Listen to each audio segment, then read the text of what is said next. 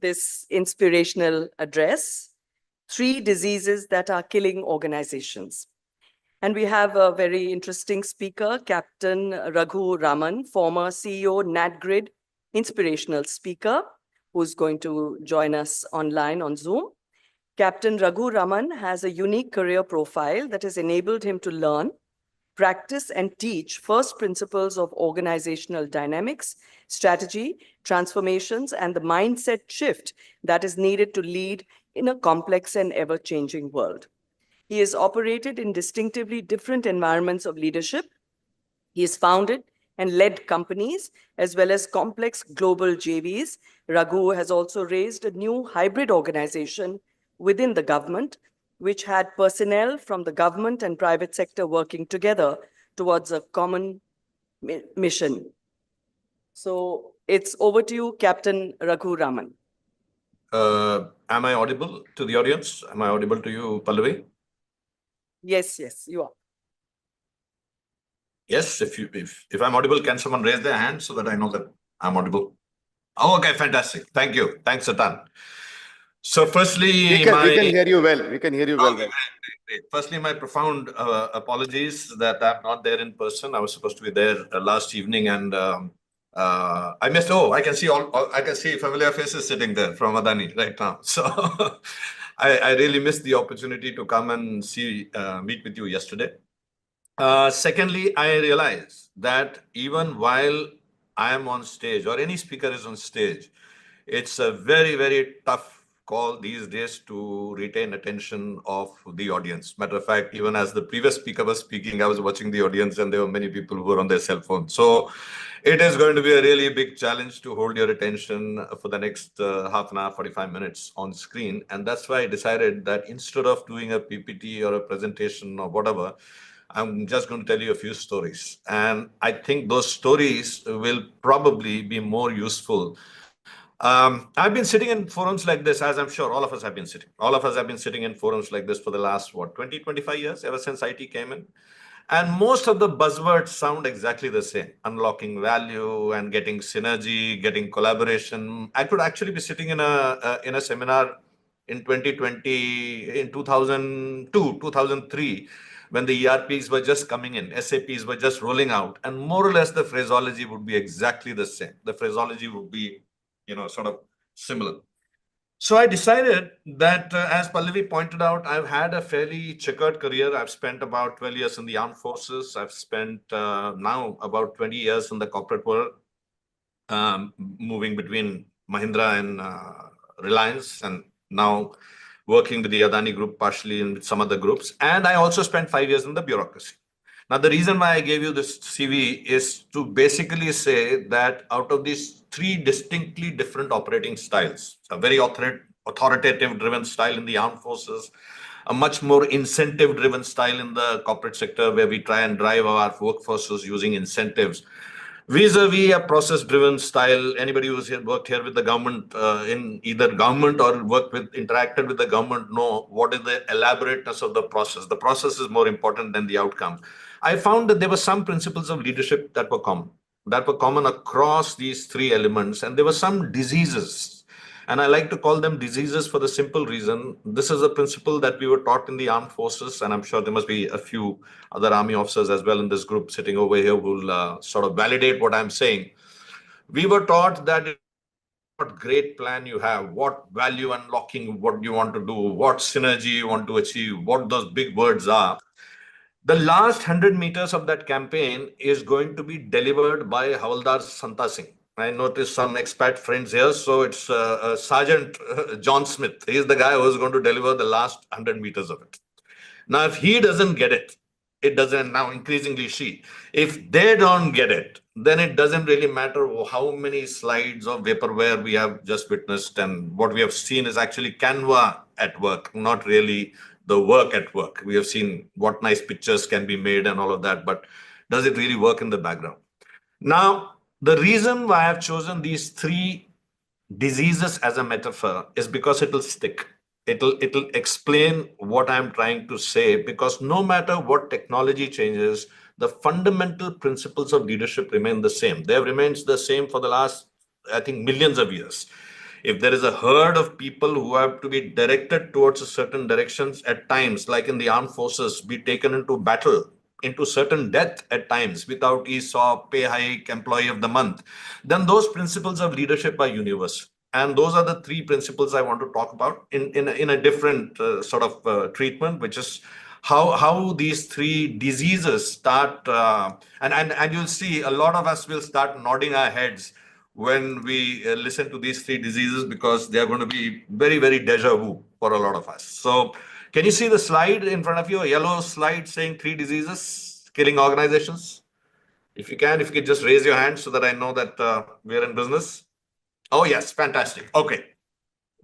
So let me begin with my first story that took place on the 2nd of Jan 2016. I know that's a good 8 years ago, so most of us won't remember. But on 2nd of Jan 2016, a very major event took place in India. There was a major terror attack in the Pathankot base. And those of us who don't know this, Pathankot is one of our premier air bases. It's the air base where our most modern equipment is kept, naturally, because it's right next to the border and jump off. So a lot of our assets are kept there. This attack failed. It failed from the terrorist side, and it failed largely because of pure good luck. It wasn't because processes kicked in. You will see that in a second why. It wasn't because of various things happening. Matter of fact, there was a lot of chaos that happened in the response to it. But fortunately, this attack did not succeed. And by in itself, this wasn't the story I wanted to tell you. The story I wanted to tell you was an article that appeared 4 days later after the attack, which said that the premier airbase of this country did not have a proper wall around it. Now, this by itself is also not very shocking. That's shocking, but not as shocking as an article that appeared 1 month later, which said that the same establishment, which could not build a wall around its premier assets, returned close to 40,000 crores of the exchequer's money as unspent fund. So, ये नहीं कह सकते कि भाई पैसा नहीं था. That I didn't have money to build the wall. And we see these stories all around us. We know this for a fact that India wastes hundreds of tons of food grain and fruits and vegetables every year, while millions of our people starve. There is the food ministry, which knows that they have surplus and they will not be able to store it. There is a shipping ministry which knows that they have surplus containers. After all, these old unused containers which can't be seaworthy can still contain grain, because grain is contained in containers when it's being shipped around the world. And yet these two secretaries and two ministries, which are housed in the same building, who often meet each other in structured meetings, are not able to make this handshake happen. Now, one could argue maybe this is a problem of India, maybe this is a problem of developing countries, but I'm sure you all recognize this building. I'm sure if I asked a question, there would be a shout in the room. Everyone recognizes this building. This building, by the way, controls, I think we may even have a gentleman from the country from where this building is from. And this controls one of the largest defense budget of the world, close to about $900 billion of a declared budget. And how much of it is not declared is another story. This budget, these kind of resources were unable to prevent the Chinese from stealing the plans of the US, the blueprints of their computer chips, their technology. They even stole their Sony movies. Forget about jet fighters and stuff like that. They were unable to prevent the ISIS from leveraging Facebook, YouTube, Twitter, X, all of which are American-owned companies. And they were unable to prevent the largest known leakage in the history of espionage in the form of Edward Snowden, who, upon investigation, was discovered to be a civilian contractor working inside the sanctum sanctorum of the Pentagon, but did not have security clearance. His background check had not been done. So the nation that taught the whole world, and especially south of India, what background check is, that country's inner sanctum sanctorum, that process is not being followed. So very clearly, this is not an issue of resources. There is something else going on here. And that's what I want to propose to you. I propose that there are these three diseases that are killing organizations. And I told you why I use the parameter or the phraseology or the metaphor for disease, to make it easier to understand and for you to easier tell this story internally to your own people. The first disease is arthritis. And I'm going to cover each one of them slowly. In a little bit of deliberation. The first is arthritis. The second is coronary hardening. And the third one is Alzheimer. There's a fourth disease. We'll talk about it if we have time during the Q&A. But these are the three diseases that are debilitating organizations. So let's start talking about the first one, which is arthritis. Self-explanatory. What you see in front of you is called a VLCC. VLCC is very large crude carrier. These are massive ships, like massive organizations that are sailing into uncharted waters. After all, the future is uncharted waters. You have no idea what will happen in the future. You don't know COVID is going to come.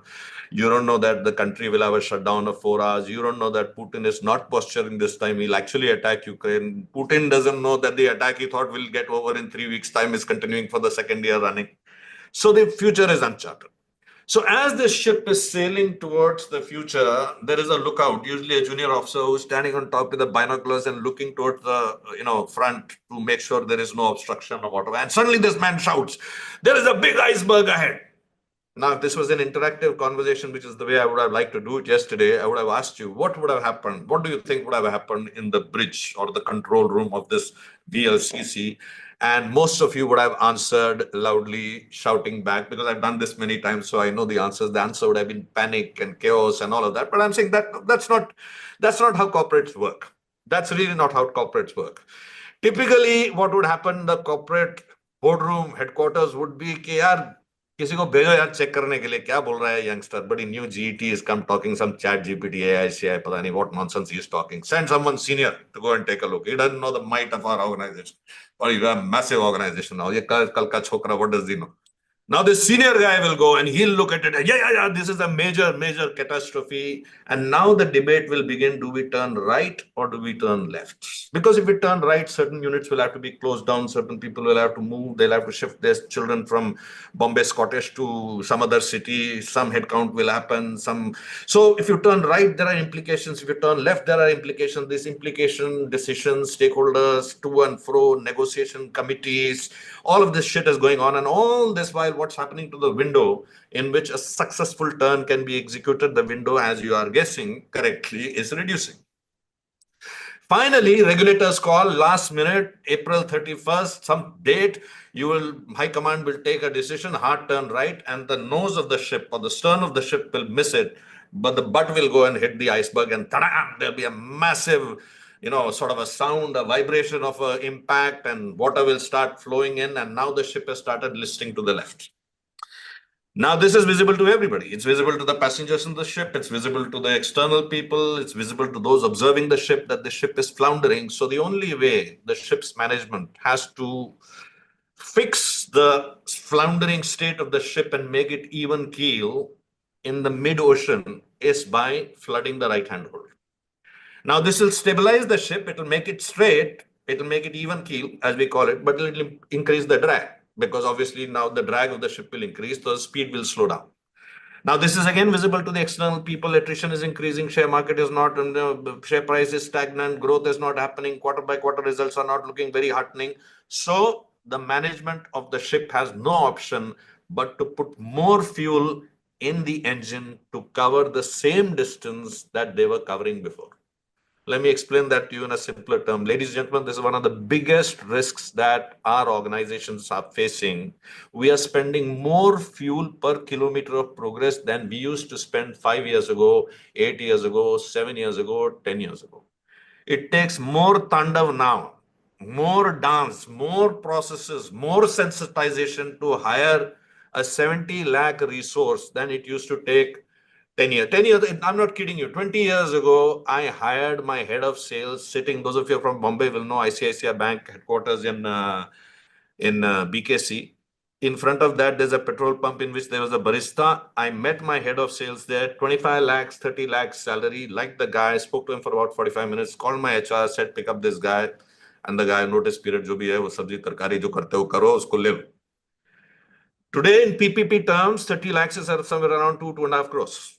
Forget about 2.5 crores. A hire of a 70 lakh will today have to go through MBTI test, this test, that test, isko milwao, matrix testing. By the time you roll out an offer letter, that bugger has gone and joined somewhere else. So we are actually becoming slower. we are becoming less and less powerful. And just like that arthritic man who knows how to pick up the cup and bring it to his lip, by the time he brings it to his lip, a nimbler competition comes, snatches it, and takes it away. Interestingly, for a large part of my career, I was involved in degrading the performance of organizations. I know that sounds funny. That sounds usually the group of people sitting in this room would have a lot of speakers who would come and talk about building resilience. My job for a large part of my career was counterterrorism. And in counter-terror, my job was to degrade the performance of a terrorist organization. What you see in front of you is a terrorist organization, obviously anonymized, but most organizations look like terrorist organizations, including a lot of organizations sitting there, by the way. Just kidding. So if we liquidated these people whom you see on the screen turning red, then by and large, the damage wouldn't be so much. Because as you can make out, these are individual contributors. These are contributors who add a particular skill to the organization, but they do that individually. In many cases, we realized that when we knocked off that, or he was sort of neutralized, the incumbent who came historically has been proven to be far more vicious and far more dangerous. But if instead of this strategy, a different type of counter-terror strategy was leveraged, which is that you start knocking out these people, then suddenly you see the degradation of the performance increasing dramatically. Because as you can figure out from the screen itself visually, these are individuals who are nodal points. They make things happen. They are the ones who are the towns, the cities where different confluences come. They are the ones, the collaboration centers, the decision points, the choke points. You know it. Your file is stuck because an IAS officer is on leave. Your project is stuck because a certain committee which was supposed to meet every quarter, that committee has not placed your item on the agenda this particular quarter. And so you have to wait for the next quarter. So many years ago, I read an article in Reader's Digest which was titled, How to Kill Your Husband. Ladies in the audience might want to take notes. So the article went something like this, that when your husband wakes up in the morning, make sure that you give him a lot of greasy food, encourage him to chain smoke, give a lot of coffee. When he goes to office, don't give him breakfast, again, greasy stuff. When he goes to office throughout the day, keep hassling him, WhatsApp, ye, wo, saas, bahu, in-laws problem, this, that, stressed out. When he comes back home, give him a lot of liquor to drink, discourage him from exercising. And you keep at it for about 5 to 6 years religiously, and he will be dead. Now, obviously, this was a tongue-in-cheek article, and the last line said, and in case, of course, you want your husband to live for a long, long time, then just do the opposite. So what if instead of degrading the performance of an organization, the mandate was to increase its resilience? What if it was to make an organization look like this, where every individual is connected to the other individual, not through the organizational org structure? So it's not the VP marketing talking to the VP finance, talking to the vice president photocopier. It is human beings talking to each other. It is people who know each other who are talking to each other.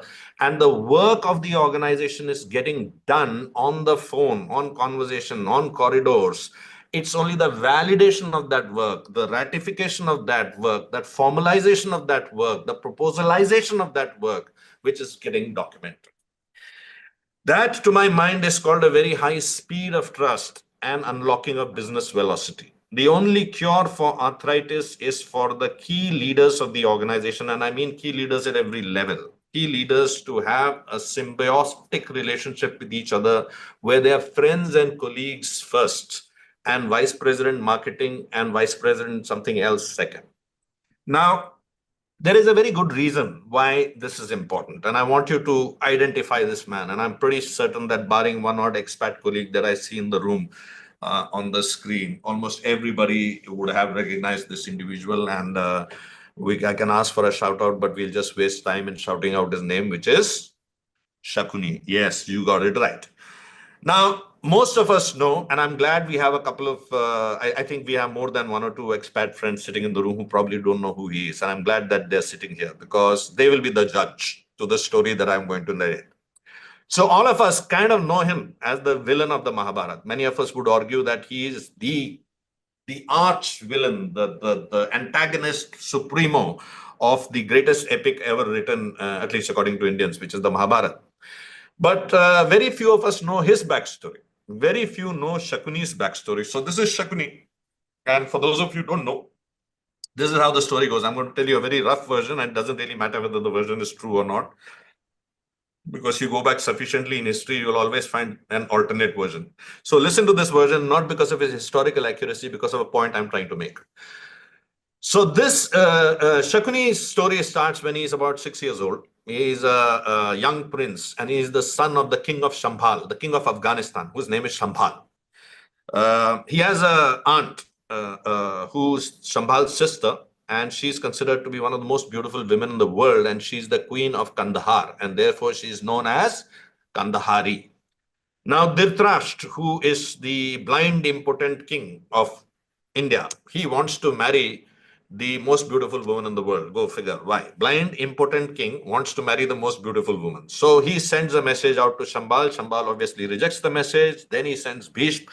Bhishma, being the undefeatable general, captures, subdues the entire empire, brings the whole empire, and Gandhari is actually forcibly married. By the way, those of you know this in detail, you know amongst the 7 ways of marriage in Manuscripti, one of the ways of marriage is actually kidnapping the girl and taking. It's been done several times, done even now, even in recent times, it's done in many parts of India. So that's the way Gandhari is married. And after Gandhari is married, it is Dhritarashtra who gives the diktat that since I am blind, you also should not be able to see. And therefore, she puts a bandage in her eyes. Because if you read the detailed version of Mahabharata, you know that Gandhari suffers from the phobia of darkness. So she can't sleep in her room without a lamp being lit. And that woman is now subjected to the greatest phobia of her life. I don't want to get into very complicated storytelling here because we don't have the time. But essentially what happens is that Dhritarashtra discovers that Gandhari, his wife, is actually a widow. There's a story there. She's the Manglik. Those of you know Mangliks know the story, and you can tell the other colleagues what that is, because I don't want to waste precious airtime right now explaining the Manglik aspect to it. But technically speaking, she is a widow, and Dhritarashtra gets outraged that he has been cheated by marrying a widow, and therefore he orders the entire clan of Gandhari, which includes Shambhal, his kings, his brothers, sisters, aunt, brother, everyone, to be subjected to death by slow starvation. By the way, remember, Dhritarashtra is supposed to be a very, very self-centered narcissist king. He doesn't give a flying fish about anyone. This saying that we say, आंखों में पट्टी बांध के बैठा है, loose translation, a guy who's got blindfold on his head and his eyes and sitting in the chair. The origin is this man. This is the guy. His own daughter-in-law is being stripped in front of him. He doesn't give a... So he's a very cruel king, and he sentences them to death by slow starvation. At this point of time, Shambhal gathers the entire clan and says that one of us must survive to take vengeance, and can't be the strongest man because I was the strongest man and look what happened to me. It has to be the most cunning amongst us. And he sets a test inside the prison. He can't do your Merck's, this 360-degree and all. So he has to do a test. In that test, he basically tells that anybody who can thread a grain of rice, anyone who can put a thread through a grain of rice, that is the person we will choose for the person to succeed, the person to stay alive. And Shakuni manages to do that. And I'll tell you how he does that in the end of the story. Now, I want you to visualize the 6, 7, 8-year-old boy who is watching each and every one of his siblings die of hunger. The jailer comes every day, gives them one nivala, slow starvation, which means their hunger will be prolonged. They'll be given some food every day, not enough to sustain them, but enough to prolong their agony. And that ball of rice, each one is given. Each one of them takes it in their mouth, holds it in their mouth. They can feel their intestines burning. And when the jailer moves away, they take it out of their mouth and feed this kid. And one by one, every one of Shakuni's cousins, siblings, relatives, they die until only Shakuni and Shambhal are left. By this time, Gandhari manages to convince Dhritarashtra that leave at least one male member alive so that the lineage will not die. So Dhritarashtra says, okay, fine, I will not spare this guy Shambhal, but ye ladke ko chhod deta hu. Spare the life of this boy. Tomorrow he goes to Kandahar as the prince of Kandahar, and your brother is going to be executed. So this is the last night when the father and son are spending in the dungeon together. I want you to visualize that. The last night where the small boy is spending time with his father, where the father tells him, tomorrow morning I'm going to be executed and you will be sent to Kandahar as the prince of Kandahar. And once you go to Kandahar and become the prince, you will forget all this. You will forget what happened in this dungeon. And the boy says, no, I will remember it. And he said, yeah, you say all that now, but you're a kid. And when you go, that pomp and show of that wealth, wine, everything, it's going to just cover the whole. It's going to cover all of that. You will forget this. And therefore, I need to do something to you to make sure that you will never ever forget your real mission in life. And it is the father, Shambhal, who puts the kid on the stone bed and breaks every bone in his body and blinds him in one eye and cripples him, so that every step he takes in his life, he has got only one purpose, and that is the destruction of the Kauravas. Now we come back to how he threaded the grain of rice. Shakuni actually plugged a hole through which ants would come inside the dungeon, and it's the ants which bored a hole through the grain of rice. Ironically, Shakuni has nothing against the Pandavas. He has nothing against the Pandavas. The Shakuni who designs the Lac Palace to have them killed, and Shakuni who tells Vidur that there's the Lac Palace designed to kill them. He just wants the enmity between the Pandavas and the Kauravas to reach a crescendo where the Pandavas will kill the Kauravas exactly like his family was killed. Now that you know Shakuni's backstory, do you still think he's a villain? Many of us saying, मैं होता तो साला इससे ज़्यादा करता. मेरी family को मारा होता तो I would have done more than this. Now here's an interesting thing. A person whom we all thought of as villains, in a 5 minute of his background storytelling, his backstory telling, our whole perspective about this guy changed. We completely changed. इतना asshole नहीं है यार. जितना लगता है साला head of operations or this body CEO is not that of an asshole. इसका backstory यार मानना पड़ेगा, तगड़ा है. Whatever he is done. We don't know each other's backstories. We have no idea. We know each other's CV stories. And CV stories, as you all know, all gentlemen and ladies sitting here know, is an embellished version of you. It is not the true you. It is what you did, how many branches you handled, so many people, yeah, boy. It's not about how you betrayed people, how you were betrayed. It's not about your losses. It's not about how you were scared. 90% of people sitting over there, I know this because I do this for a living. 90% of the people sitting over there right now who are supposed to be leaders are shit scared of public speaking. You're shit scared, but you can't say that. So in many ways, this backstory is one of the first ways in which you can actually create that vulnerable leader, a leader who is vulnerable, who is remember one thing, being resilient doesn't mean unbroken. Being resilient means lot of wounds, lot of scars, lot of fractures, lot of fingers twisted. That is the person who is resilient, not a person who looks pristine, as if he's as clean and clear cut as the day he was born, with no scars, no embellishments, no blemishes, no. Those aren't veterans. Those aren't soldiers. Matter of fact, I would always be very, very scared of a soldier who doesn't have scars on his body, because wo bheed mein takku chalata raha. He's never had faced combat. Now, in my experience, one of the fastest ways to unlock the backstories in a group of people, or their scripts, the scripts that drive those people, is to subject them to a common trauma. I know we don't have the time to get into details right now, and trauma doesn't mean that you have to make them do bad shit. Trauma means an ambitious target. Trauma means something that is really difficult. When Kennedy said we'll put a man on the moon, he created a sense of trauma. But how the hell are we going to put a man on the moon with 60,000 people working together, discovering, metals that are not. So a target, a dragon to slay, any one of those things can be something that will galvanize a group of people and subject them to trauma so that they discuss their backstory. I'll give you an example, simple example, you'll all get it. You remember let me put it this way. You drop a colleague of yours. You're going back from Gurgaon or BKC or whichever place, and you see a colleague of yours on the road, and you say, let me give you a lift. You drop that colleague back home, discover that you both live in the same colony, and then decide to carpool. Now, during that journey, you discovered something about him. And when you start carpooling with that person, you discuss something more about him, because phone pe chal raha hai, kaam, biwi se jhagda hai, kutta bimar hai, this, that, all these conversations you hear. But if you were trapped with this individual for 6 hours, 8 hours, like many of us were during the Mumbai floods, then you will know everything about the person. Matter of fact, there's a very good chance that the last line that you would exchange is, in case I don't make it, will you tell my wife and kids that, what you want to tell them.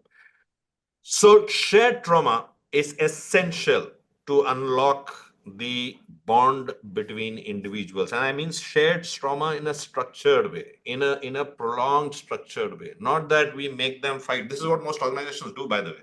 They encourage fratricide between the North Zone, East Zone, West Zone for 364 days in a year. Then one day they'll take them on an offsite, call someone like me and say, make them collaborate. Doesn't work like that. We have trained our next generation to first hide their creation like this in an exam and then write the creation. And 18 years of training later, we put them into the open world and ask them to collaborate. They're not going to be able to do that because their training has been very, very fratricidal. It has been very self-focused, self-narcissist, that how do I make sure I get ahead? So that, and that kind of leadership might help till a tactical level. But when you reach an operational level where you have to share credit, where you understand that audit guy is also doing his job. This guy is also, so the guy who is asking for the headcount to be increased every year and the guy who is asking for the headcount to be decreased by 10% every year is reporting to the same man. So this understanding will require a huge deal of understanding the human behind the portfolio. And I think trauma is one of the best ways to do that. I just want to touch upon this one slide because I think it's very important. Especially because we are going to be dealing with a generation that does not respond very well to authority. I'm pretty sure that this must have been covered as one of the topics. How do you deal with the Gen Next, whatever that Gen is? We are run out of alphabets now. But I think we were born, I can speak for myself, and I think many of the senior people sitting here, we were born in an environment of authority where you joined as a second lieutenant, lieutenant, captain, major, lieutenant colonel, whatever, GM, you joined as a GET, junior manager, middle manager, senior manager, VP, P, and then CEO, whatever. And it worked very well in industries like oil and gas, manufacturing, because nothing changed. Everything was the same. By the time you got white hair or no hair, you had seen it all. You had seen an OPEC oil crash. You had seen a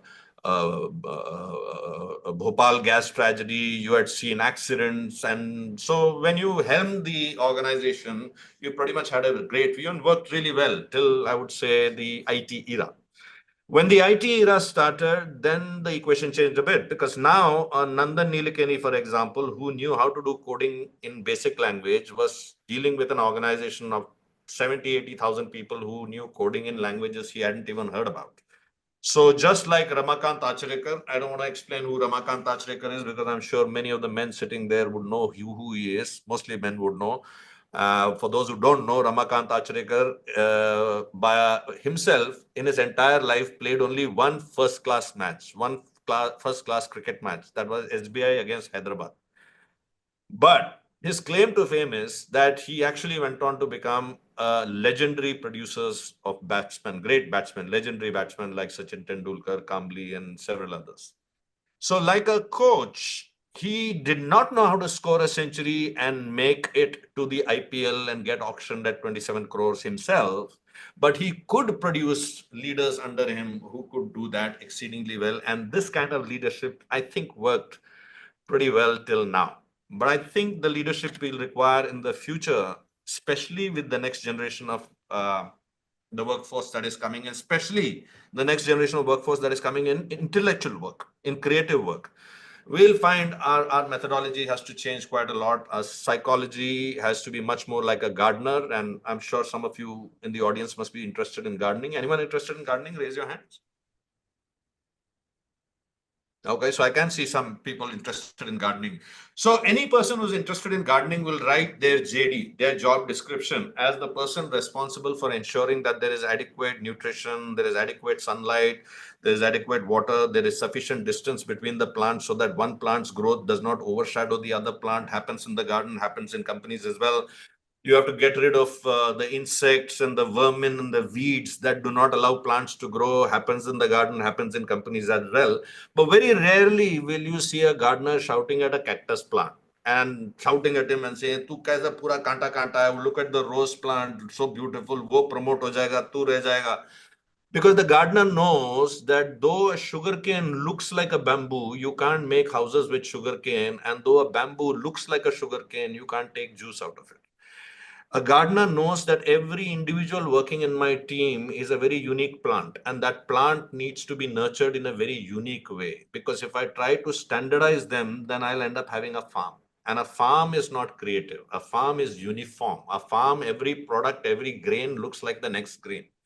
So if we are heading towards a world where we are looking at innovation and creativity being one of our key drivers, then you cannot have a world where leaders don't create a psychologically safe environment. Because no kid is going to open his mouth if he thinks that the environment is not psychological safe. Every kid is smart enough to know that if the environment is not psychological safe, it is safer and more career advancing to become a yes man or a yes woman rather than challenge the system and say ये गलत हो रहा है, ये नहीं होना चाहिए. मैं customer के साथ हूँ, I'm interacting with the customers and I'm telling you this product that you have put or this service that you have put is cock and bull. It is actually not doing the job.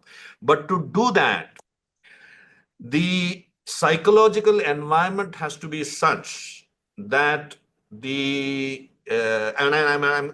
going to use this story or this experiment to illustrate the point I'm making, and I'm sure every person in this audience, given your background, would know the marshmallow tower experiment. But for the one odd person who may have forgotten this, the marshmallow tower experiment is when you're given as a group of 5 to 8 people. I'm sure many of you must have participated. If you haven't, just YouTube it, you'll get hundreds of videos which explain it.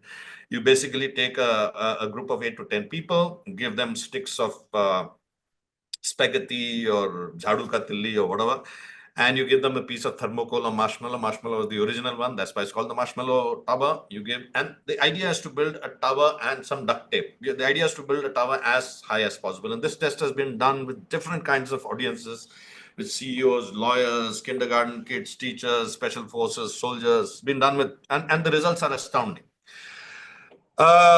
Organization design specialists have looked at the results of this experiment, which, as I mentioned, are astounding, and I'll explain why they are astounding. So, of course, the one group that does the worst is management trainees, and you'll see the reason why in a second.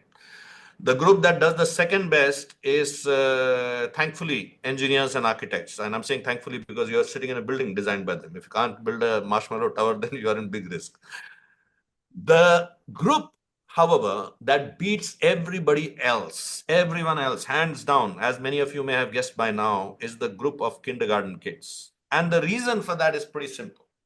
That when a group of adults are given a task, the first thing they start doing is status management. That in this group, what is my status? मैं कहाँ हूँ? Is that my senior, wo senior? So, gentlemen, we have been given this task, so let's all get together. That I'm now taking the position of that leader. Yes, what was your idea?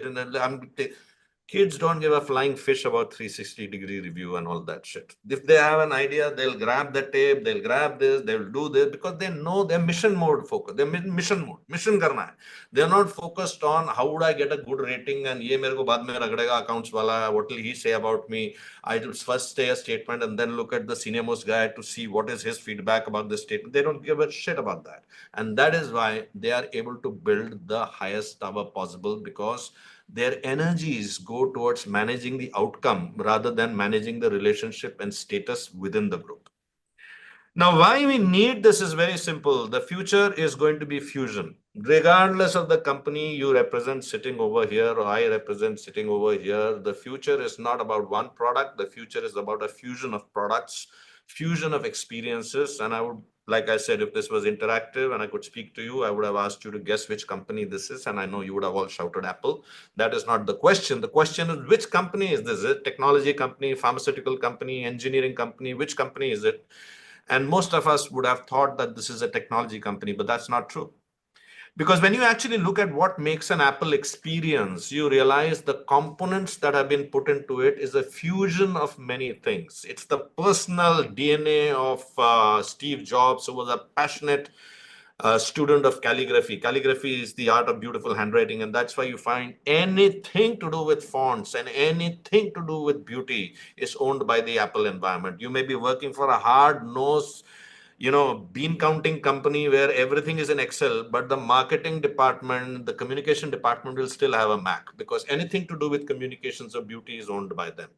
He was a practicing Buddhist, so you see his personal, sort of DNA in the design, which largely remained unchanged till now, till very recently. Where is one box, one button, on karo, off karo, koi battery khol ke dekhne ka, ye wo, something like Zen. He brought in leaders from Gap, from Burberry. His whole storytelling was in terms of the packaging of a, now of course everyone copies it, but that point when Apple launched it, packaging was almost like perfume. There's something heavy. Wasn't his product mein. There was something a weighty. It was a passion. It was beautiful. Samsung can compete against Pixel, can compete against Dragon processor, it can compete against the depth that phone can drop to, but it can't compete against beautiful. Because beautiful is a state of mind that has been created by fusing several things together and not by saying I've got the fastest Dragon processor. Matter of fact, most people don't even care what's the processor inside an Apple. All they care is it's an Apple. That's it. Because what they're buying is fusion. Which means we need leaders who are able to fuse people from different backgrounds, different age groups, different financial strata, different kinds of spending powers, and be able to draw them out rather than having one style and having everyone else conform to it. We need leaders who are able to create gardens, not leaders who are very highly capable of creating farms. Farms are what franchises do. They open 200 branches of KFC that look alike, do things alike, are measurement alike, but that's not creativity and innovation. A guy who makes a KFC franchise is never going to make wealth. The guy who makes a KFC will make wealth. So very clearly, or the new KFC, the next KFC, the one who discovers that I can offer a 1 rupee ice cream, which is hygienic. That's the one. Well, 1 rupee chick shampoo. Remember, it wasn't the L'Oreals of the world or Palmolives of the world. It was a man who was beating the streets who found that answer to a shampoo, which many of us, including several of us sitting in this room, whose parents thought it was a rich product, a luxury product. He actually democratized that luxury product because he looked at it from a different point of view, not because he invented any new technology which was already not existing.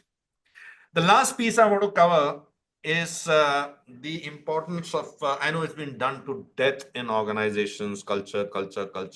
Nobody can really define what it is, but they put up a lot of posters and spend a lot of money on screensavers. They have a kind of a huddle in which they decide 3 words will be the words that will, epitomize our culture, whatever it may be, customer first, integrity second, wife third, whatever shit. And then they'll get their people to memorize it. I don't think that's culture.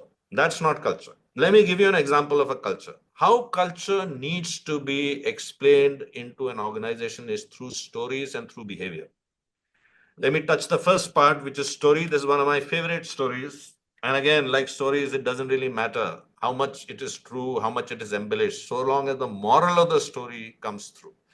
So this is a story almost 25 years ago when the Scorpio was launched. I'm sure many people in this room won't even remember it, but those of us who are senior enough remember that when it was launched, it took the SUV world by a storm, because at that point of time, there were only 2 SUVs. There was a Tata Safari and the Toyota Qualis.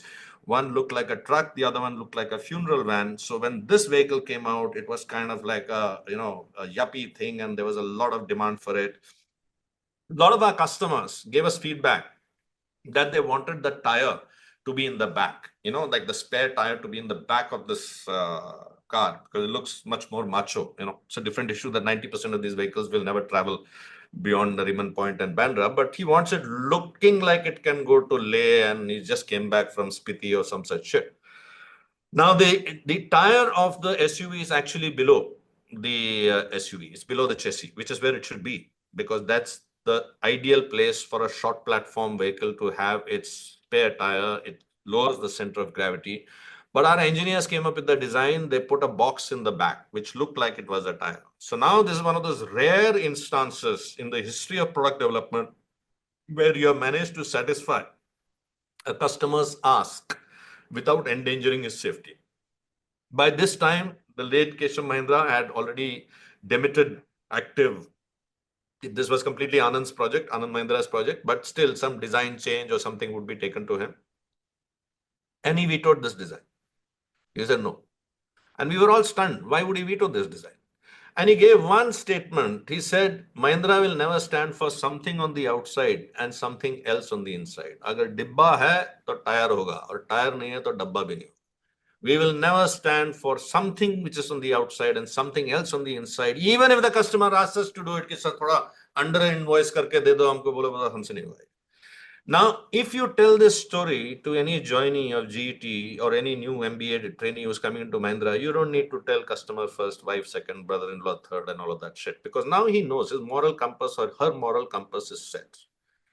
So let me bring you back to where we began. I talked about the 3 diseases that are affecting our organizations, the first being arthritis. And I think when we try to cure arthritis, what do? We do flexibility exercises, right? In the human body, yoga.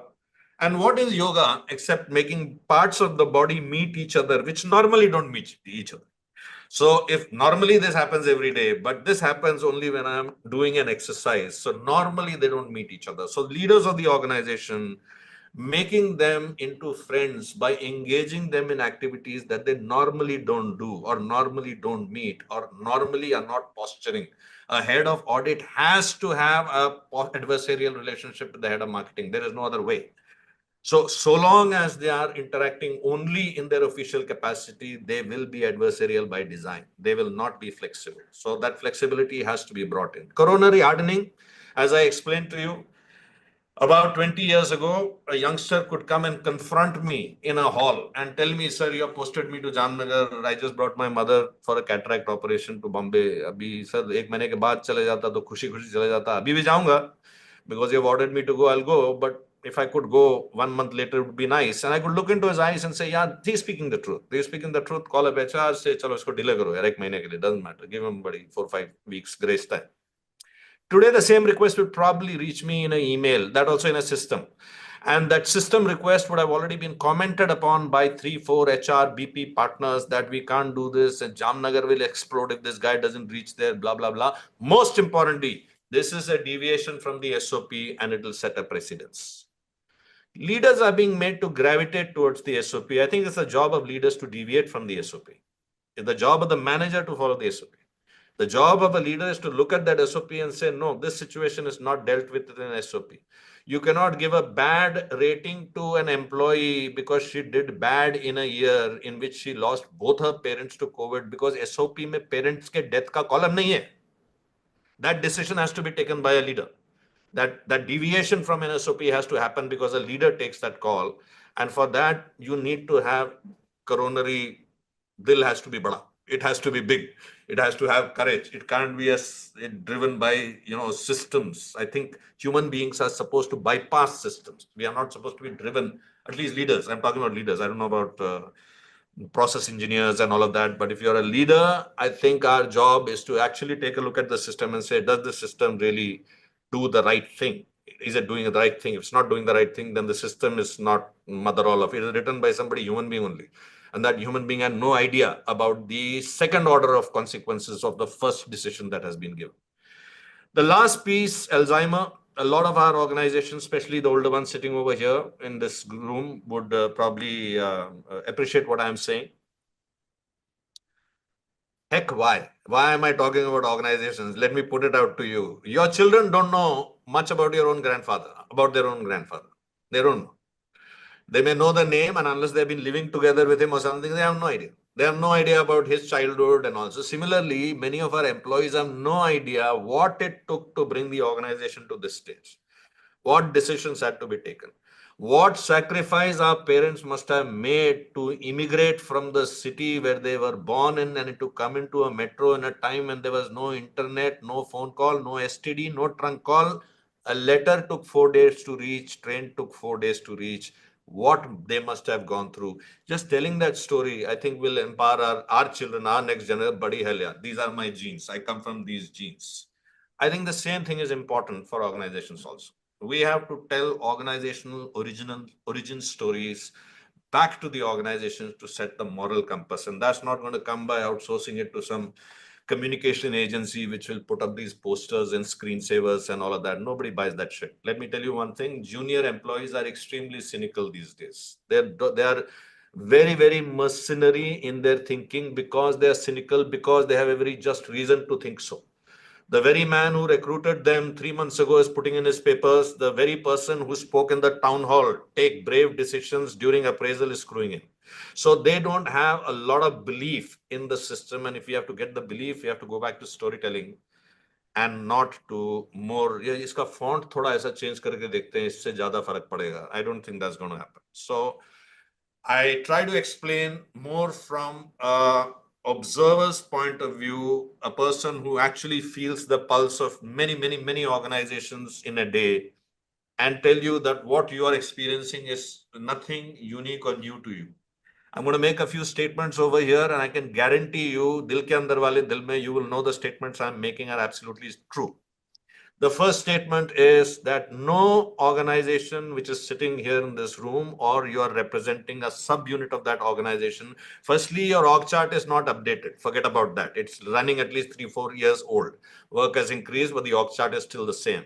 Secondly, no org chart. If you're lucky, if your org chart is staffed to about 60 to 70%, you're lucky. And how do I know that? Because many of you leaders are double hatting. You are doing 2 things. Some of you are doing 3 things, which basically means that you are taking strategic decisions that you should think over, mull over. You're taking it tactically. Because आया गेंद तो मार दिया इधर से गेंद आया तो इधर मार दिया. The third is a typical hire these days, especially good talent at a strategic level, takes anywhere between 3 to 6 months. Actually, 6 months is more the timeline than 3 months. What is it telling us? Very simply, we can listen to any headhunter and crazy, but basically what it is telling us is supply and demand issue. Now, if this is the situation in our country right now at 3.2, 3.33 trillion dollars, what's going to happen when we go to 4, 7, 15, whatever number you want to believe? Where is the leadership pipeline going to come from? So unless we look at creating organizations that are self-generating, that are capable of creating leaders from within, barring the 50 odd schools of B schools, maybe 50, we know what is the kind of education output that is coming in from the other B colleges and IIT and regional colleges. We know that. And that's why entire organizations have to devote up to 2 years, 3 years of retraining programs to take the talent and re-educate them to utilize them. We know that. That's a status today. So what happens when we get to 5 trillion, 6 trillion, 7 trillion? Where is this leadership pipeline going to come from? So I would really urge us to think that one of the ways in which an organization can dramatically improve its efficiency is actually by creating speed of trust and unlocking the wasted energy that is already happening there. Unlocking the arthritis, unlocking the coronary hardening, unlocking the Alzheimer. Because for this, you don't need big budgets. You don't need massive influx of capex or opex. This can be done internally, creating these kind of environments where psychological safety is created, storytelling leaders talking about war stories from the past, talking about moral war stories, not victorious war stories, but moral war stories as to what we did, how we did it right, how did the founders managed, how did 2 brothers manage to convince a government at a time when a needle was not being made in this country that we can make a jeep, then go to UK, manage to convince the bloody Brits कि हम बना देंगे इसको. In today's parlance, it's almost like going to Elon Musk from Dadar and saying कि हम space link बनाएंगे यार, विरार में बनाएंगे. Guy saying विरार में यहाँ बनाएंगे and making it. That's the parallel. That story has to be told if we need to create that culture in any. I just use Mahindra's example, but in any organization that the war stories have to be told. So I come to the end of my session. I thank you very much, and firstly, again, profound apologies that I couldn't be there in person. I had a personal problem. I have a dog which is very unwell and admitted in hospital, and I have to literally go and visit him every day. So that's the reason I couldn't come. But I'm sure I'll meet with you. And if any one of you has questions, I'll be happy to try and answer them. I don't know what the format is. Otherwise, you have my email ID and my X handle. It says Twitter here, but it's the X handle.